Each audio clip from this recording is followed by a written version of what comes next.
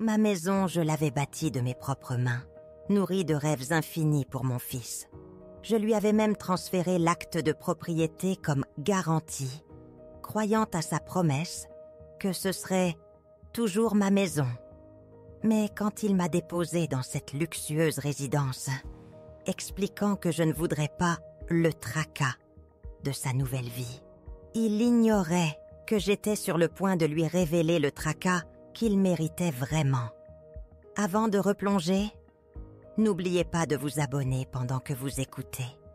Et dites-nous en commentaire d'où vous nous écoutez. Maintenant, respirez et écoutez attentivement. Voici mon histoire. Le silence de la résidence des belles années vibrait d'une solitude différente de tout ce que j'avais connu. Julien, mon fils, avait appelé cela un sursis temporaire, un havre de paix pendant son événement d'entrepreneur très médiatisé. Il m'avait dépeint la sérénité, musique classique, thé parfumé, infirmière anticipant chaque besoin. Je l'ai cru. Comment ne pas le faire? C'était mon Julien, le garçon que j'avais élevé seul. Des jeunes, il m'avait conduite ici lui-même il y a 2 semaines. Le trajet en voiture, étrangement silencieux. Julien, d'habitude un tourbillon d'appels, semblait étrangement abattu. Il m'a aidé à déballer la seule valise qu'il avait insisté être tout ce dont j'aurais besoin. Son front plissé par une préoccupation feinte qui a failli me convaincre que c'était vraiment pour mon bien. Juste pour le sommet, maman, avait-il promis, sa main s'attardant sur mon épaule. Tu ne voudrais pas du tracas, des caméras? Cet endroit est parfait, paisible. Je me suis souvenu d'avoir hoché la tête, souri, regardant sa voiture noire et élégante disparaître le long de l'allée impeccable. Un petit nœud inconnu se serra dans mon estomac, rejeté comme de bêtes appréhensions. Les jours se sont fondus dans les semaines. Le parfum du bois poli et des lys flottait dans l'air, un rappel constant du luxe. Les repas arrivaient sur de la porcelaine, servis par des préposés souriants. Ma chambre, spacieuse et ensoleillée, donnait sur des roseraies méticuleusement entretenues. C'était une belle prison. Mon premier malaise vint de ses réseaux sociaux. J'avais fait défiler, avide de nouvelles de son grand événement, de photos de sa nouvelle vie, glamour. Peut-être une mention occasionnelle de sa mère. Mais mon visage, autrefois une présence discrète dans ses publications, était totalement absent. Pas de vieilles photos de famille, pas de citation de la sagesse de maman. C'était comme si une main attentive m'avait gommé de son histoire numérique. J'ai rationalisé sa marque, le professionnalisme. Puis vint l'article de magazine. Une double page brillante dans le mensuel de l'entrepreneur, présentant l'ascension fulgurante de Julien. Son histoire, racontée avec ses propres mots, était puissante, inspirante. Il crédite des mentors, des collègues, même son chien d'enfance. Mais il n'y avait aucune mention de la femme qui travaillait 2, parfois 3 emplois, pour lui assurer un toit, pour lui acheter les livres qui ont allumé son ambition. Aucune mention d'Éléonore. Juste Julien. Sous les mots polis, un froid écho d'effacement. Quand une jeune journaliste a rendu visite à Julien ici, j'ai essayé de me présenter. Je suis la mère de Julien, avais-je dit, lui tendant la main. Elle a hoché poliment la tête, ses yeux s'animant vers Julien, qui l'a coupé en douceur. « Ma parente âgée !» a-t-il interjeté, son sourire inébranlable. Elle apprécie le calme ici. Parente âgée, pas mère. Pas la femme qui lui a appris à lasser ses chaussures, l'a soigner à travers les fièvres, a hypothéqué sa modeste retraite d'institutrice pour son éducation. Ce nœud dans mon estomac se serra, se tordit. La belle prison me parut soudain très, très petite. J'ai observé les autres résidents, leurs yeux contenant des histoires inédites. Certains semblaient satisfaits, mais d'autres, comme moi, flânaient, attendant un appel qui venait rarement, Une visite qui ressemblait à une obligation. Je reconnaissais le vide dans leurs sourires, l'allégresse de façade qui n'atteignait jamais leurs yeux. Eux aussi étaient des parents âgés, soigneusement rangés, hors de vue, hors de l'esprit. La pilule amère de la jetabilité. Je n'étais pas juste ici temporairement, j'étais partie définitivement. Et l'homme qui avait fait cela, ma propre chair et mon sang, semblait totalement délesté. Chaque nuit, dans ce lit luxueux, les draps impeccables me paraissaient un linceul.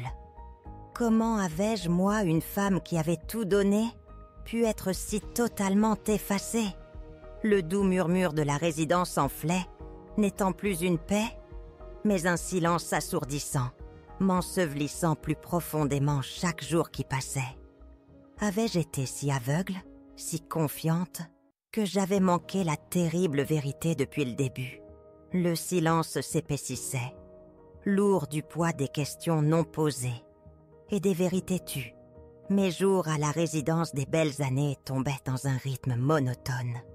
Lever du soleil sur la roseraie soignée, flocons d'avoine et café tiède pour le petit déjeuner, suivi d'une heure de activité de bien-être obligatoire.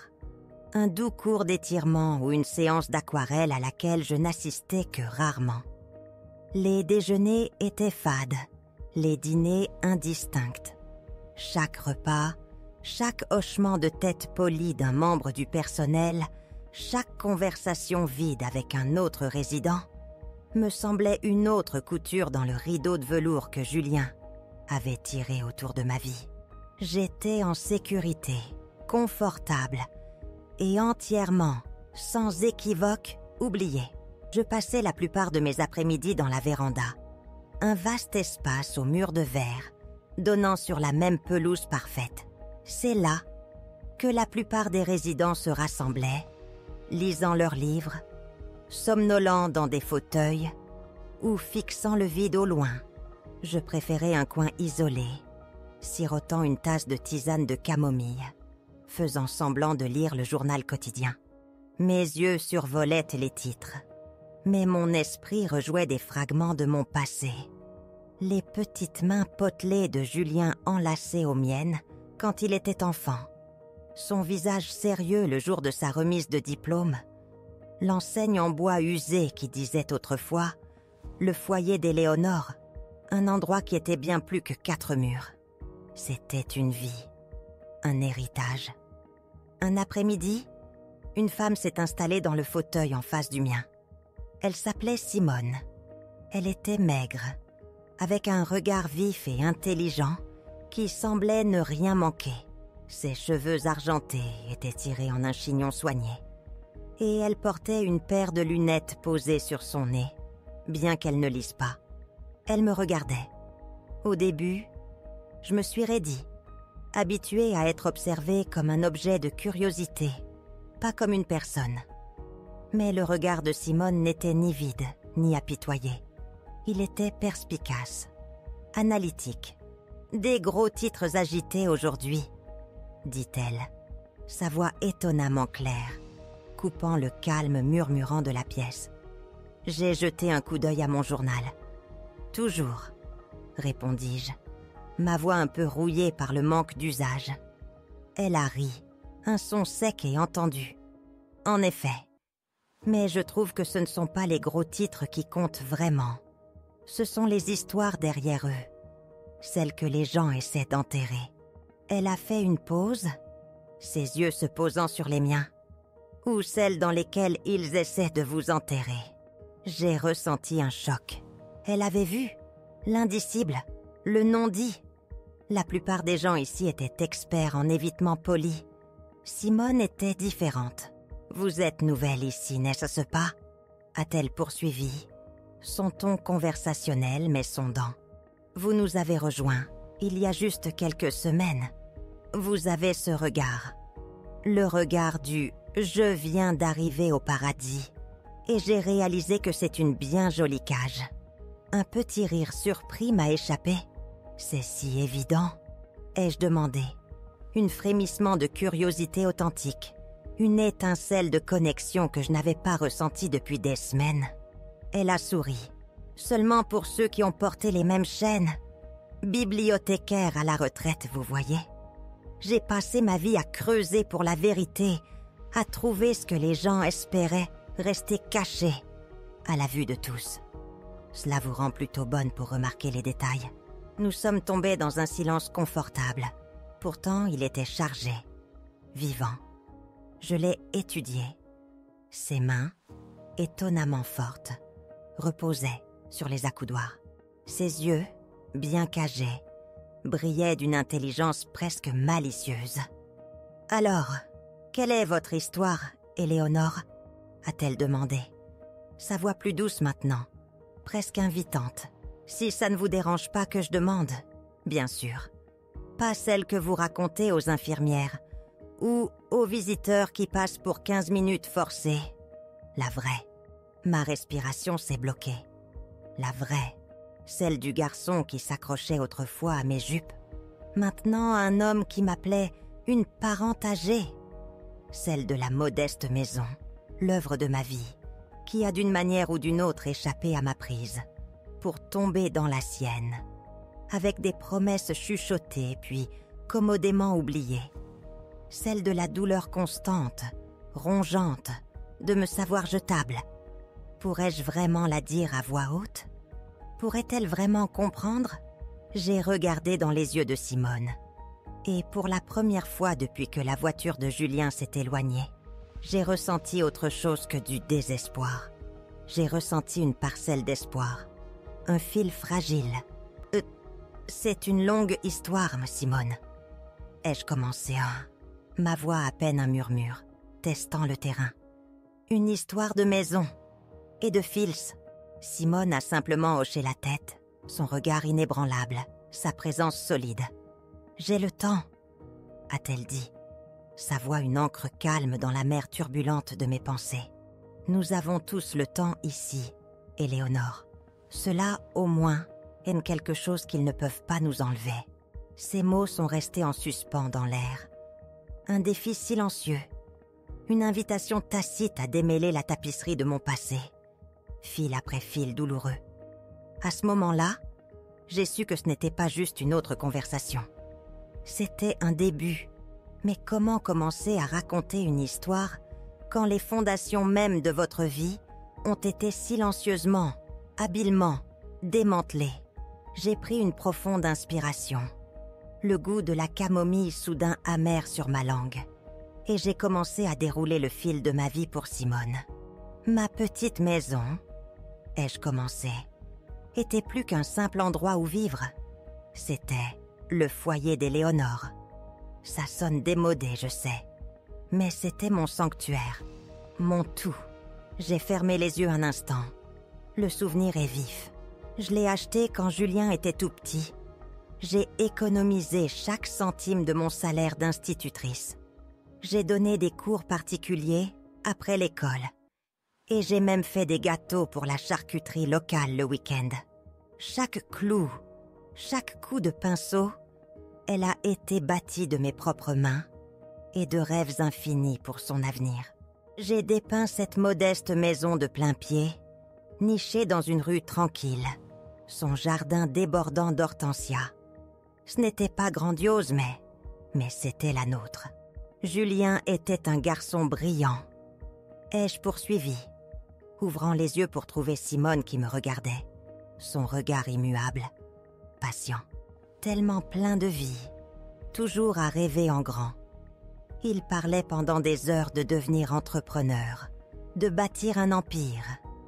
J'écoutais, mon cœur gonflé de fierté lui disant qu'il n'y avait rien qu'il ne puisse accomplir. J'ai fait une pause, une douleur familière commençant dans ma poitrine. Je voulais qu'il ait des opportunités que je n'ai jamais eues. Peu importe ce que cela me coûtait, le coût était immense. Chaque euro disponible allait aux ambitions de Julien. Des manuels coûteux, des cours supplémentaires, un ordinateur portable bien trop luxueux pour un étudiant de première année. Quand il a décidé de lancer sa première vraie entreprise, une start-up technologique audacieuse, nécessitant un capital important. Il est venu me voir. Il avait une vingtaine d'années à l'époque, vibrant, persuasif, rayonnant de la confiance de la jeunesse. « Maman », avait-il dit, assis sur mon canapé usé, étalant des plans sur la table basse. « C'est ça, c'est le grand coup, mais j'ai besoin de fonds de démarrage, de vrais fonds. Ma retraite d'institutrice était modeste, mais la maison, payée après des décennies, représentait toutes les économies de ma vie. Ma sécurité. On pourrait obtenir un prêt sur la maison, avait suggéré Julien, les yeux brillants d'un avenir que j'imaginais pour lui. Pas pour moi. Juste temporaire. Une fois que l'entreprise décollera, je te rembourserai le double. Tu n'auras plus jamais à te soucier de rien. Je me suis souvenu du tremblement de ma main en signant les papiers. Ce n'était pas un prêt, pas vraiment. Il m'avait convaincu de légalement transférer l'acte de propriété à son nom. Pour garantie, avait-il dit. Pour un financement plus facile. Il avait promis que c'était une formalité. C'est toujours ta maison, maman. Ça le sera toujours. Je l'ai cru. Comment ne pas le faire? C'était mon garçon, mon Julien. Je lui ai fait confiance. Ai-je murmuré à Simone, les mots ayant un goût de cendre. Je n'avais pas d'autre choix. Toute ma retraite, ma sécurité, mon avenir, tout était lié à cette maison. Mais quelle mère ne ferait pas n'importe quoi pour son enfant, surtout celle qu'elle a élevée seule? Simone a simplement fait un léger son, doux et compréhensif. Elle n'a pas interrompu, a juste laissé le silence s'installer, me permettant de rassembler mes pensées, de naviguer dans les coins douloureux de ma mémoire. Pendant des années, cela a fonctionné. L'entreprise de Julien a pris son envol. Il est devenu le succès dont il avait toujours rêvé, emménageant dans une grande maison en ville, achetant des voitures de luxe. Il était généreux, aussi, au début. Il m'envoyait des chèques, des cadeaux inattendus. « Pour tout, maman », disait-il au téléphone, une chaleur dans sa voix qui me rassurait toujours.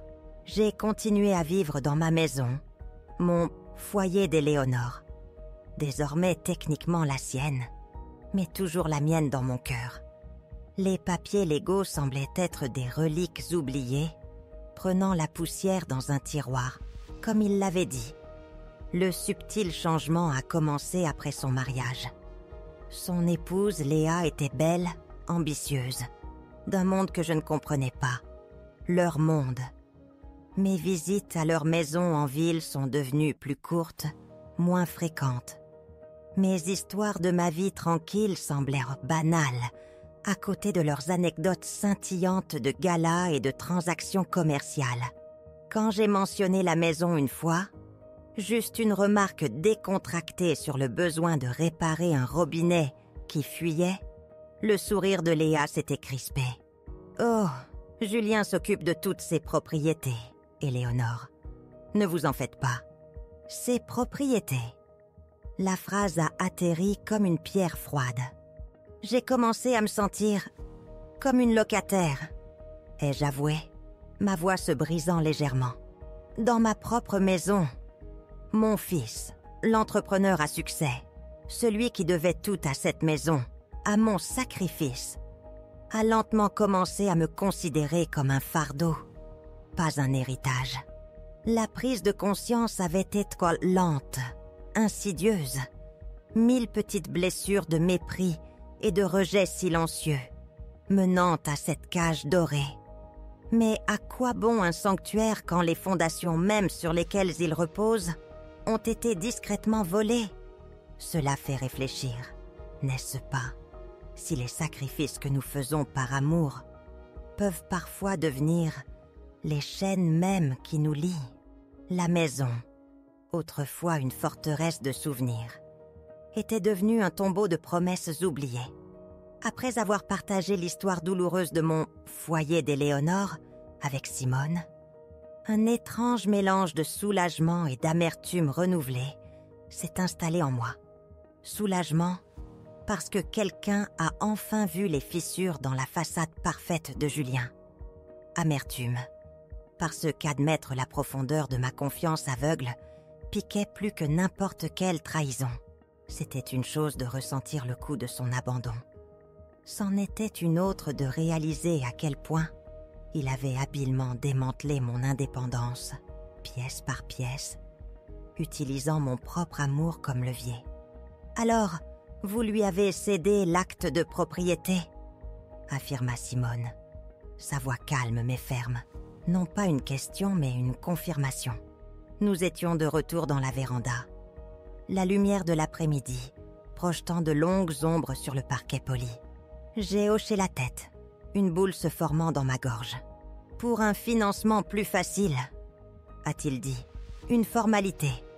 Il a promis que ce serait toujours ma maison, que ça le resterait. » J'ai ri. Un son sec et sans joie. « Comme c'est naïf maintenant, n'est-ce pas ?» Simone s'est penchée en avant, ses yeux fixés sur les miens. Pas naïve, Éléonore.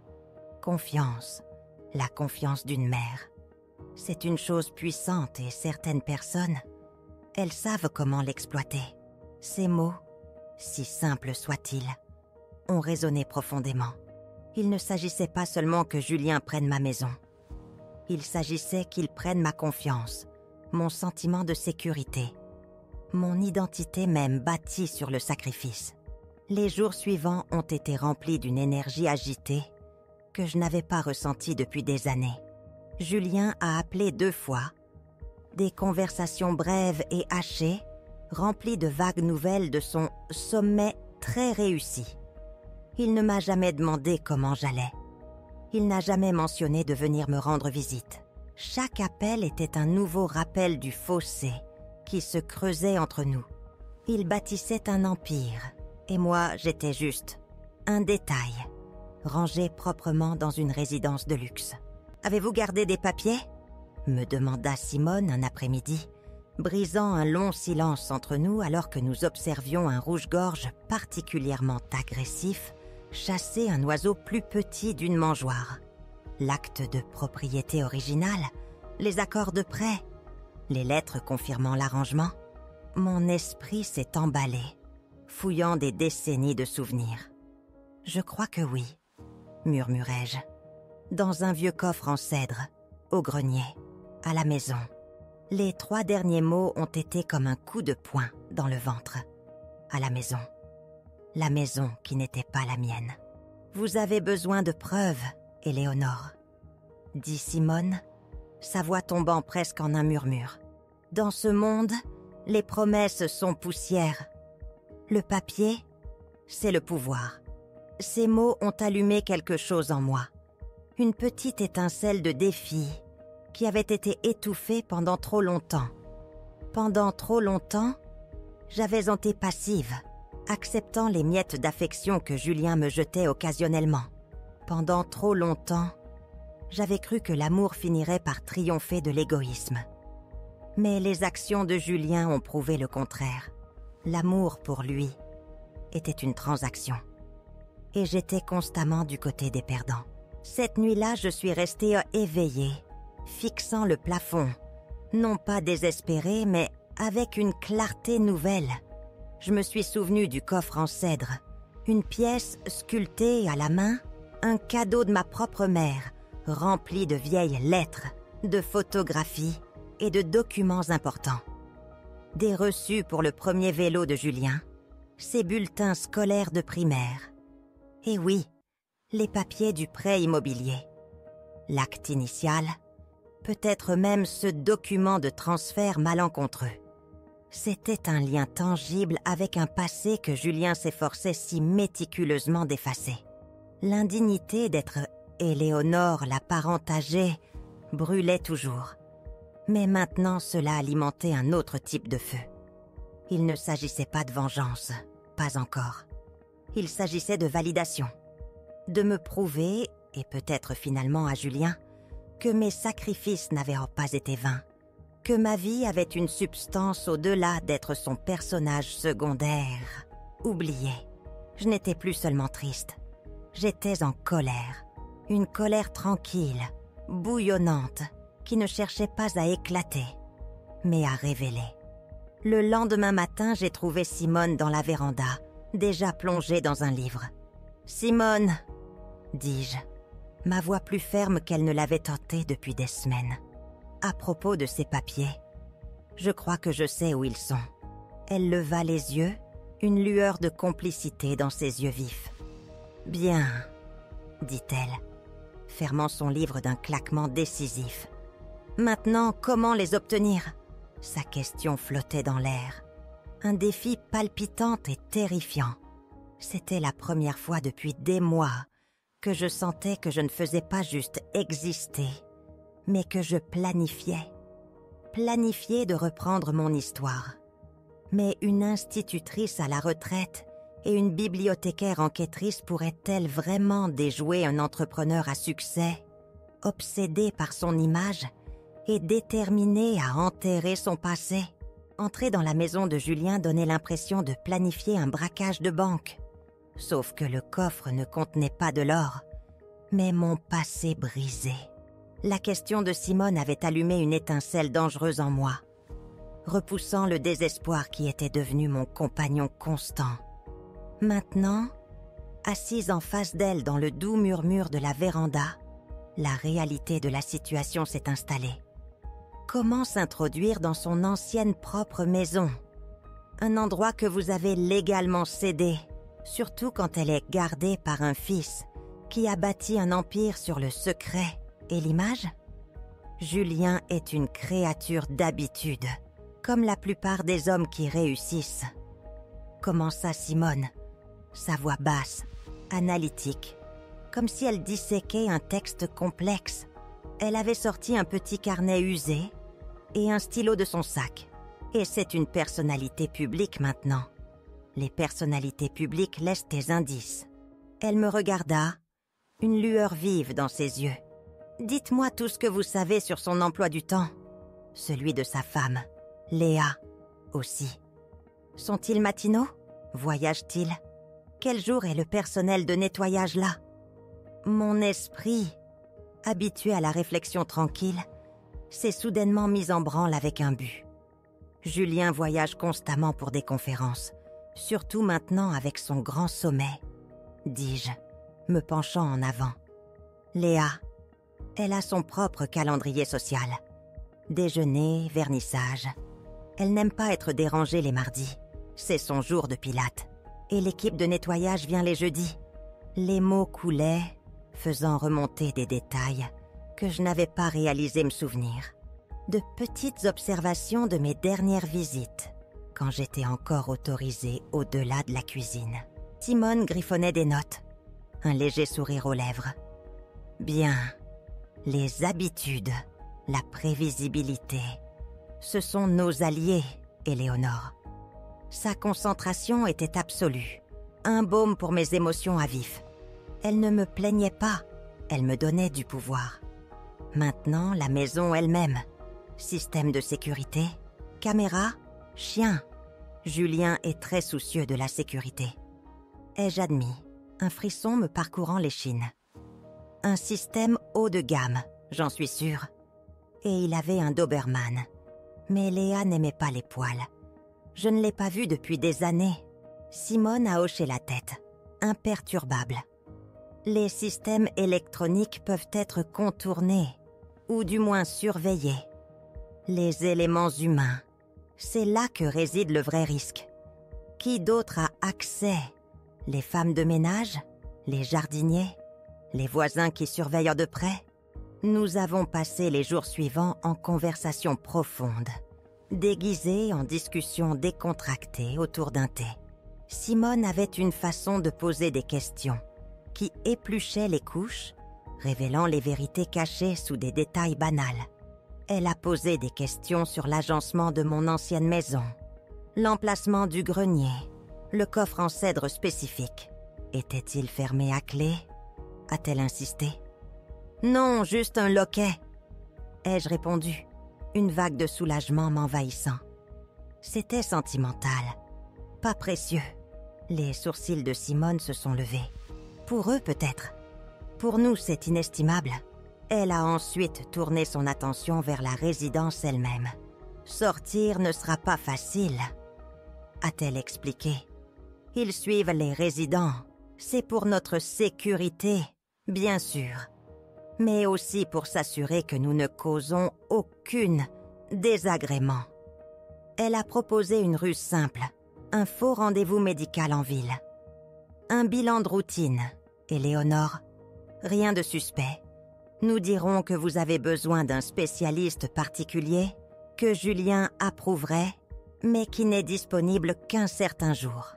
Julien, obsédé par les apparences, accepterait probablement sans poser de questions, voulant éviter toute négligence perçue.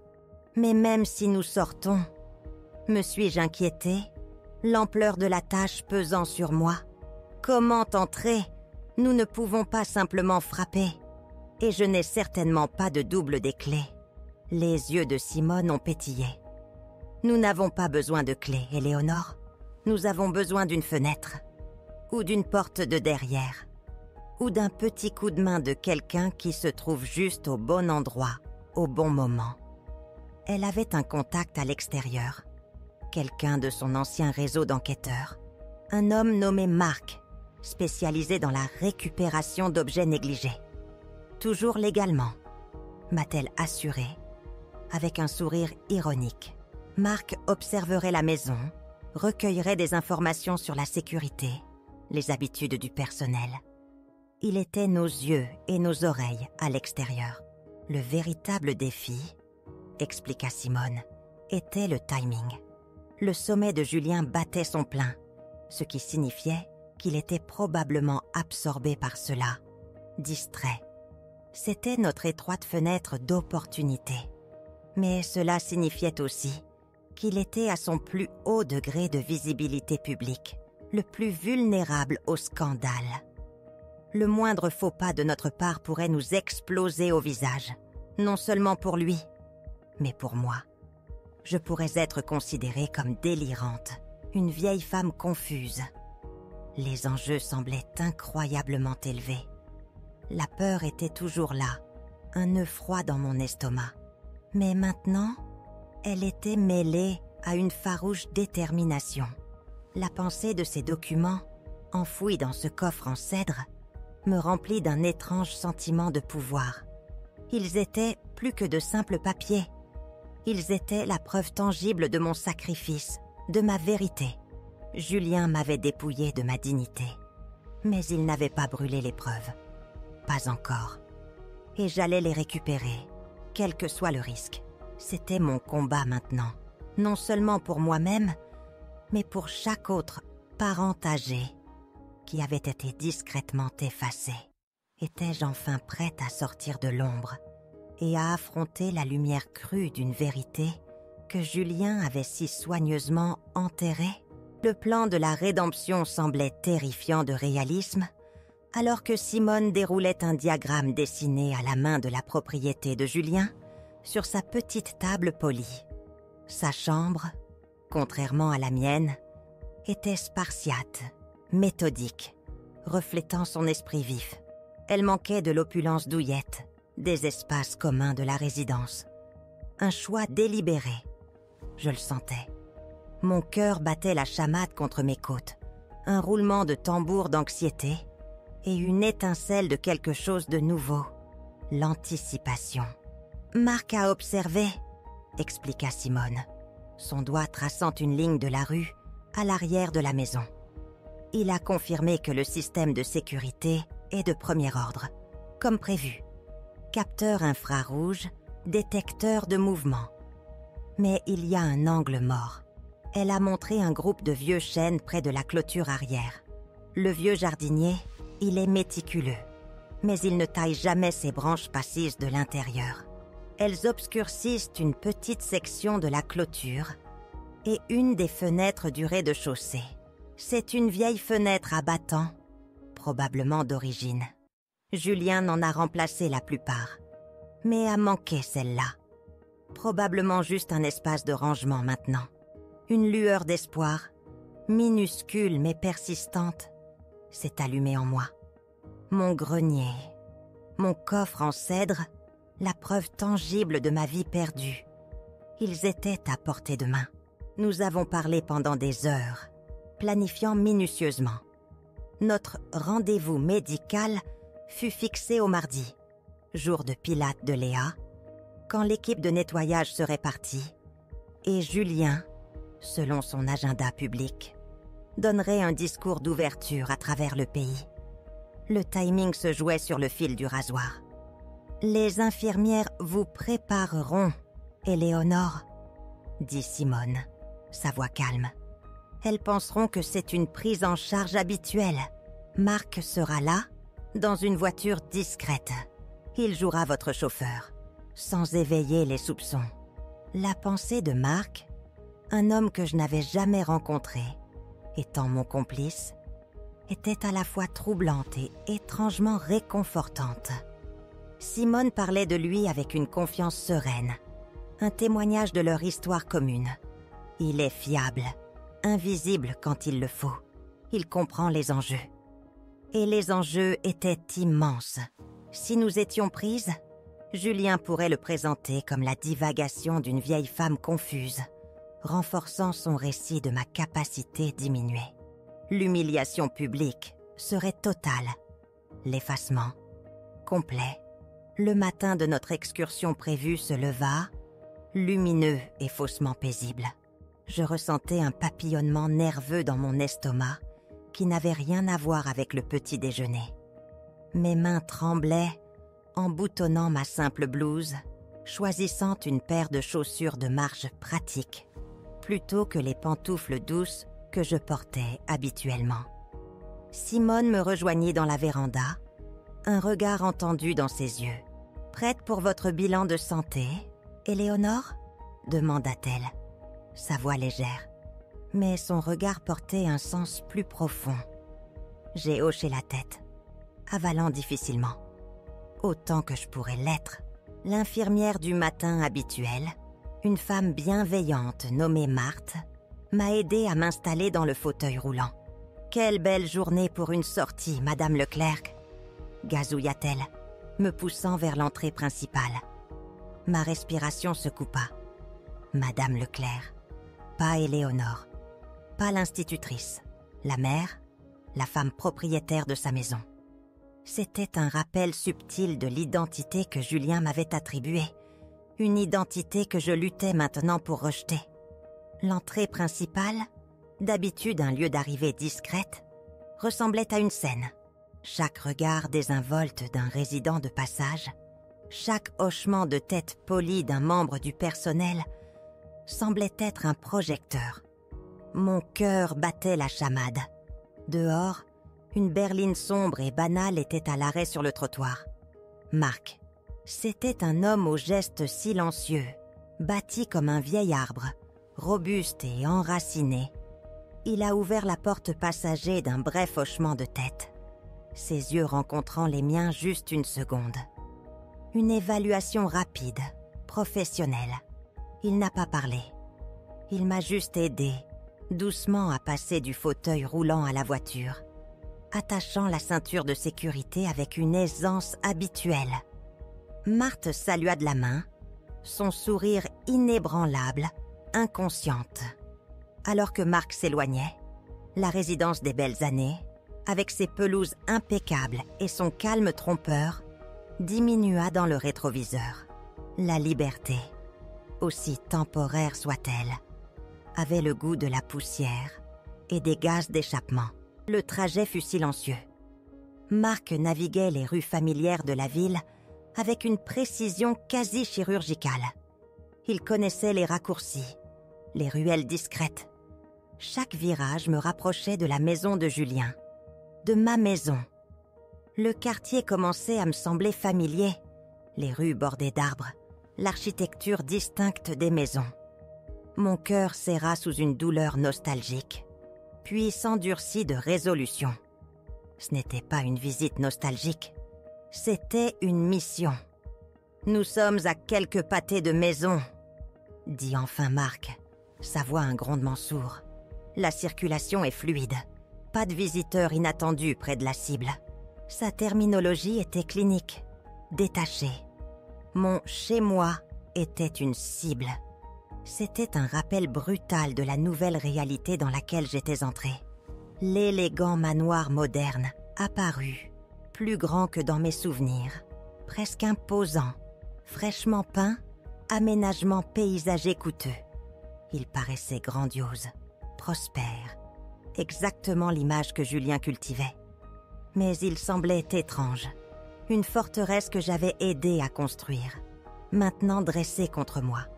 Marc stationna une rue plus loin, dissimulé derrière un camion de livraison. « Nous nous approcherons à pied par l'arrière », expliqua-t-il, son regard balayant la rue, ses mouvements économes. La fenêtre est petite, mais gérable. L'accès au grenier est juste au-dessus, vous avez dit. J'ai hoché la tête, la gorge serrée. Le coffre en cèdre, attendant dans le grenier sombre, me semblait une bouée de sauvetage. Un lien tangible avec un passé que j'avais désespérément besoin de récupérer. Debout là, à 2 pas de la maison que j'avais bâtie de mes propres mains, j'ai réalisé le véritable coup de ma dévotion. Pourrais-je vraiment franchir les murs que Julien avait érigés, non seulement autour de la maison, mais autour de sa vie soigneusement construite, et enfin récupérer ce qui était à moi? L'air s'épaissit d'un silence plus lourd que tout ce que j'avais connu à la résidence. Le silence d'une intrusion. Marc s'est déplacé avec une détermination tranquille, une ombre contre le gris de l'aube. Nous nous étions glissés à l'arrière de la maison, les grands chênes projetant de longs doigts squelettiques sur la pelouse impeccablement entretenue. La froide brume matinale s'accrochait à l'herbe, humidifiant mes chaussures pratiques. Mon cœur battait un rythme contre mes côtes, faisant écho au battement frénétique d'un oiseau piégé. Ce n'était pas la maison de Julien. C'était une forteresse, imposante et étrangère. Pourtant, chaque brique criait la vie que j'avais jadis bâtie, l'amour que j'avais versé dans ses fondations mêmes. Marc s'est accroupi à côté de la petite fenêtre à battants que Simone avait décrite. Elle était effectivement dissimulée, cachée par des branches non taillées, une relique oubliée de la structure originale. Il sortit un ensemble d'outils, luisant faiblement dans la faible lumière, et commença à travailler avec une précision presque troublante. Un doux clic, un grincement à peine audible, et la fenêtre s'est ouverte vers l'intérieur. Ma respiration se coupa. C'était ça, la première vraie brèche. La limite avait été franchie. Non seulement la frontière physique de la maison, mais l'invisible de ma passivité de longue date. « Restez ici, faites le guet !» murmura Marc, sa voix un grondement sourd. « Je serai rapide.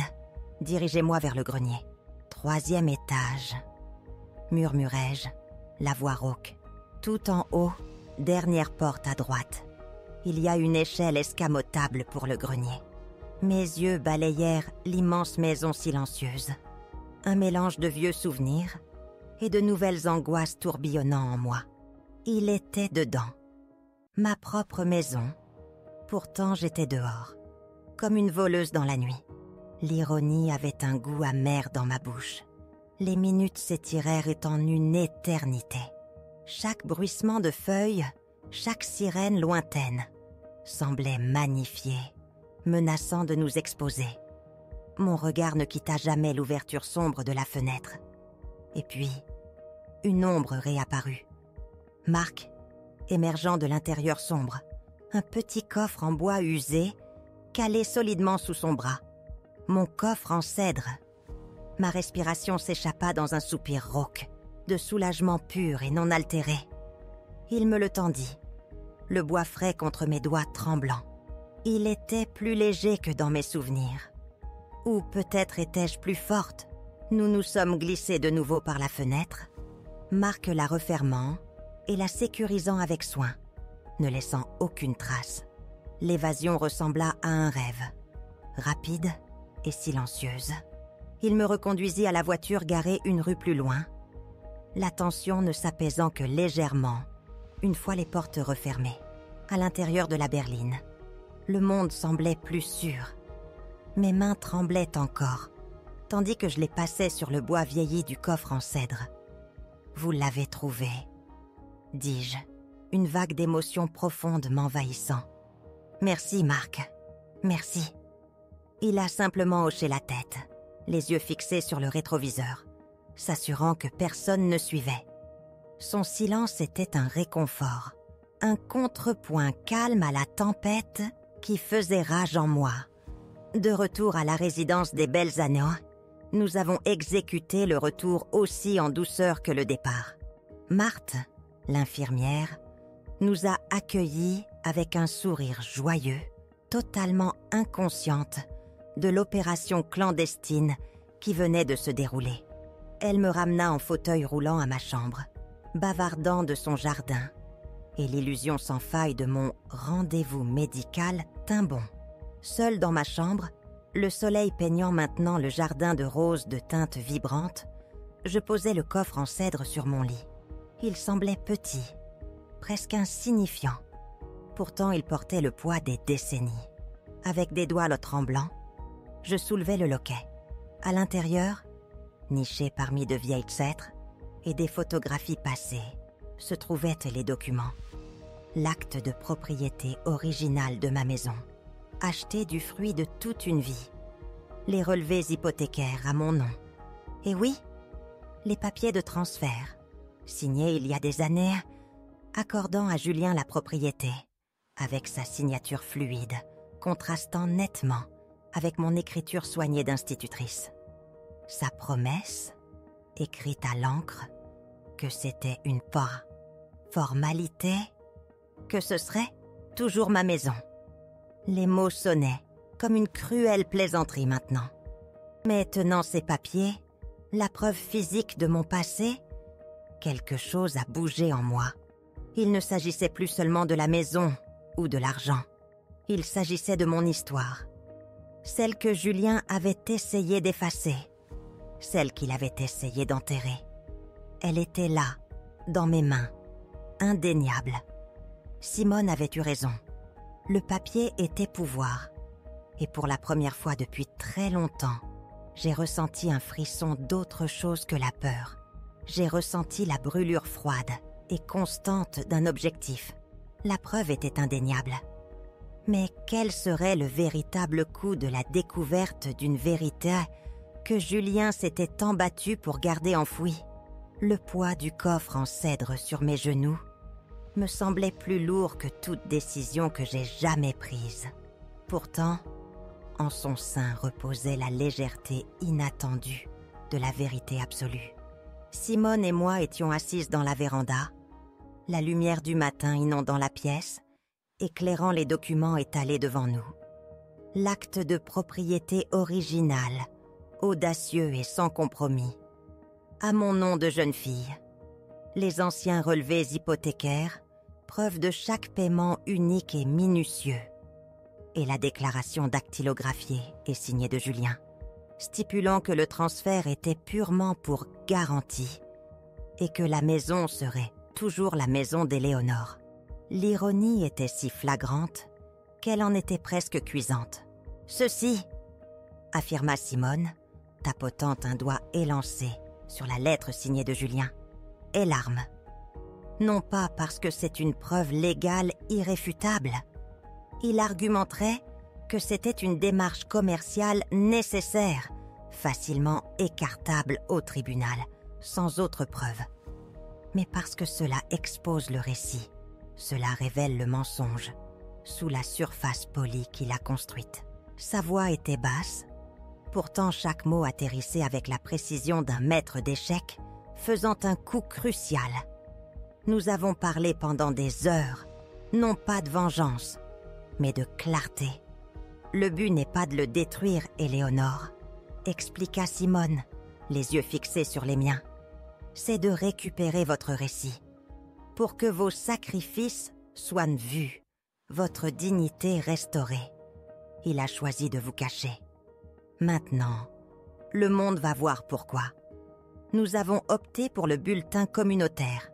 Ce n'était pas un journal national, mais il avait un lectorat fidèle, une réputation pour les histoires brutes et humaines, Et surtout, un délai de publication bien plus rapide que n'importe quelle grande publication. C'était le murmure qui pouvait se transformer en rugissement. La journaliste, une jeune femme nommée Sarah, nous a rencontrés discrètement dans un café voisin, à l'abri des regards de la résidence. Elle a écouté, les yeux écarquillés, tandis que je racontais mon histoire. Ma voix ferme, ne tremblant plus de la honte de la trahison, mais solide de la résolution de la vérité. Simone était assise à mes côtés, interjectant occasionnellement une date précise ou un détail qui donnait du poids à mon récit. J'ai étalé les documents, les photographies fanées de Julien enfant dans ma maison, les nouvelles, impeccables, de lui maintenant, la mère absente. Le stylo de Sarah grattait furieusement sur son bloc-notes. Je pouvais voir l'histoire se former dans son esprit. Un puissant récit d'ingratitude et d'effacement. « C'est incroyable, Madame Leclerc », dit Sarah, sa voix étouffée, son regard passant des documents à mon visage. « C'est vraiment déchirant. Et Julien Leclerc, il est partout en ce moment. Cela va faire grand bruit. » Elle a promis la discrétion, mais son excitation était palpable. L'article est paru le vendredi suivant.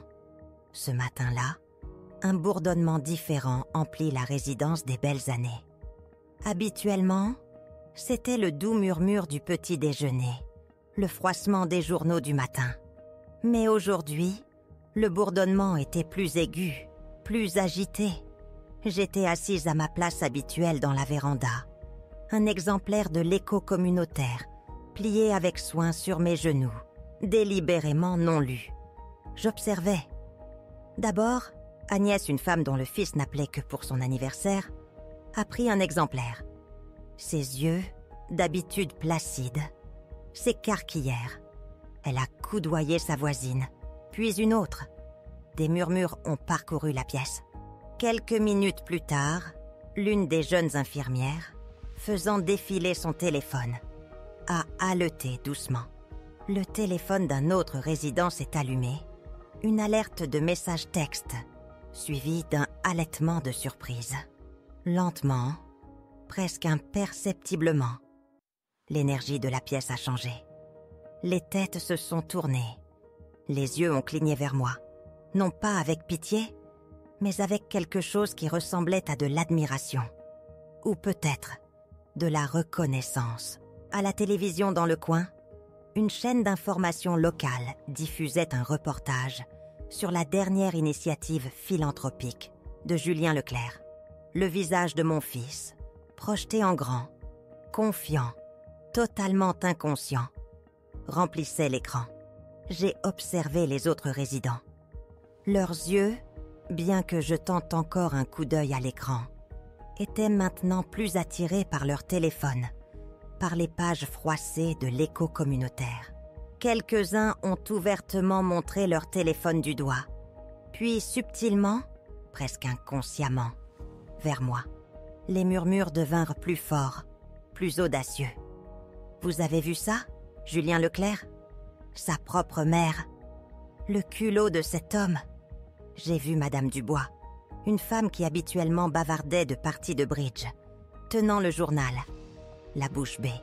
Monsieur Duval, un juge à la retraite, a ajusté ses lunettes, son expression sombre alors qu'il lisait un paragraphe à voix haute à un petit groupe réuni autour de lui. Les mots me parvinrent, nets et clairs, la cacher dans une résidence de luxe, l'effaçant de sa vie publique, après qu'elle lui a cédé sa maison, ses économies de toute une vie, pour sa supposée garantie commerciale. Ce ne fut pas une explosion soudaine, mais une marée rampante, une révélation submergeant une communauté tranquille, apportant avec elle une vague d'indignation. J'ai ressenti une poussée de force, non pas du triomphe, mais du simple fait d'être vue. Ma vérité, silencieuse depuis si longtemps, résonnait maintenant dans la pièce. L'appel est venu juste avant le déjeuner. Julien, sa voix d'habitude lisse et contrôlée, était rauque, tendue. « Maman, Qu'est-ce que tu as fait, bon sang ?» exigea-t-il, le calme soigneusement construit de son image publique s'effondrant. « Mon téléphone n'arrête pas de sonner. Cet article stupide, pathétique, il est partout. Sabotage, maman. C'est ça? Tu veux saboter tout ce que j'ai construit ?» J'ai fermé les yeux un instant, l'imaginant, décontenancé, peut-être en sueur, son empire d'images s'écroulant soudainement. La pensée de le voir, dépouillé de son sang-froid, me donna un étrange sentiment de puissance tranquille. J'ai ouvert les yeux, regardant la roseraie vibrante devant ma fenêtre, le ciel bleu doux. « Sabotage, Julien ?» dis-je finalement, ma voix calme, posée, chaque mot mesuré. « C'est comme ça que tu appelles ça? Et ce que tu as fait, toi? La résidence de luxe, la parente âgée, le fait de m'effacer de ton histoire, la maison que j'ai construite de mes propres mains et que tu as promis être toujours la mienne ?» J'ai fait une pause, laissant le silence peser lourd, le remplissant d'années de douleurs inexprimées. « Tu m'as appris que les mots n'avaient pas d'importance, Julien. Pas pour toi. Tu les as utilisés comme des promesses, puis tu les as jetés. Alors j'ai trouvé la vérité à la place. Une vérité en noir et blanc. Et elle a parlé d'elle-même. » Il y eut un silence stupéfait de son côté. Puis un son étouffé, un mélange de colère et d'incrédulité. « Tu ne comprends pas ce que ça va faire ?» balbutia-t-il, sa voix montant. « Oh, je comprends parfaitement, Julien, » répondis-je, un petit sourire entendu effleurant mes lèvres. « Je comprends tout maintenant. » J'ai raccroché. Le clic du combiné fut comme le mot final, définitif, d'une très longue et très douloureuse conversation. Je suis retournée dans la véranda. Le bourdonnement des conversations continuait, mais maintenant focalisé, aigu, dirigé vers Julien Leclerc. J'ai vu une infirmière faire défiler furtivement sa tablette, une expression de compréhension choquée sur son visage. J'ai pris la télécommande de la télévision, les nouvelles locales diffusant toujours l'image de Julien, son visage public, soigneusement élaboré. Lentement, j'ai baissé le volume. Bas, bas, jusqu'à ce que sa voix ne soit plus qu'une image silencieuse et clignotante sur l'écran. Il était toujours là, mais son monde soigneusement construit n'avait plus de son, plus de contrôle sur le récit. Le silence qui a suivi n'était pas le bourdonnement isolant de la cage dorée, mais une paix profonde, résonnante. Ma paix. Non par vengeance, mais par paix. Je n'ai jamais eu besoin de micro, seulement de la vérité, silencieuse, ferme, et enfin, entendue. Parfois, les actions les plus discrètes parlent le plus fort, n'est-ce pas?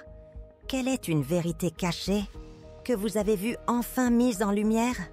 Partagez vos réflexions dans les commentaires ci-dessous. Votre voix compte ici. Et n'oubliez pas de vous abonner pour rejoindre notre communauté et découvrir d'autres histoires où la justice, à sa manière discrète, trouve toujours un chemin pour triompher.